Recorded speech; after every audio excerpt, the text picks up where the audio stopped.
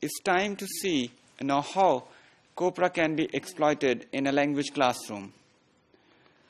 Copra can provide a great amount of useful information on various aspects of language learning and teaching within a classroom. But its exploitation is not that easy, because it may become challenging for language teachers and learners because of their familiarity with the traditional methods of language learning and teaching. Usually teachers are used to teach or conduct their class in a traditional way, and they would not be ready to budge an inch towards Copra use, because it would involve the development of new attitudes and habits of teaching and learning. And they might have to put an extra effort to conduct classes by using Copra. Therefore, teachers and school or institution administration, if they are interested in using Copra in their teaching, they might look into such attitudinal problems. That's why Achmir had to say that the problem is to find out the ways to reach students and teachers with information about Copra and what they can do about it. So, making teachers and students realize the importance of Copra and telling them about various useful ways how to use them for their own benefit may be a challenging task for the school administrations. And this, on one hand, applies that we need to educate teachers in relation to their possible use of Copra in the language. And we could tell them clearly how Copra can be beneficial for them, for their own improvement and for the improvement of their students. And similarly, on the other hand, we need to see that how can we train students to use Copra for their own benefit. For example, we could help them in using a search interface, or we can help them in understanding the output of a corpus. So, we should train them how to analyze a corpus. Otherwise, this task of introducing corpus may become boring for them unless we develop a certain mindset among our students in the favor of Copra. Using Copra in the classroom changes students' roles. As I just mentioned, they need to be more thoughtful about the use of such pieces of information which are available in Copra, and they should also be cautious about the various aspects of language which they find in a Copra before adopting them. They need to analyze them first, and then they can adopt it. Because in a Copra, especially in learner Copra, there might be some errors, some mistakes, which may lead them to the wrong use of language. So therefore, a teacher should act as a monitor in such situations, and he should brief his students in advance before he exposes them to any learner Copra.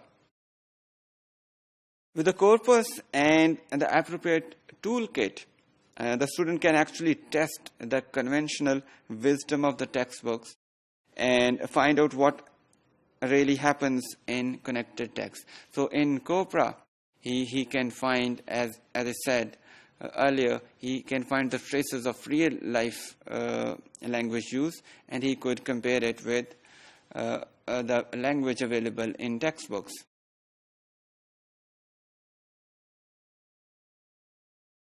The exploitation of learner Copra, especially in language classrooms, may motivate students to reflect on their own language uses. And therefore, it may also raise a language awareness among the learners of a second language. So, we know that when we would know that how we or the people similar to us use language in a particular situations, we might and what kind of errors do they commit, we might consider our own use of the language, and there might be an element of self-correction in this way. Therefore, students desperately needs to be trained in how to use Copra. Students should also be, for this purpose, familiarized with inductive methods so that they can make maximum use, they can rationalize Copra output in a better way. Otherwise, Copra and its use may be a burden on their minds. Teachers should also introduce students to corpus analysis by especially prepared exercises, and this leaves a lot of responsibility on the shoulders of teachers. They need to develop such healthy exercises and activities which may encourage their students to use Copra for their own learning.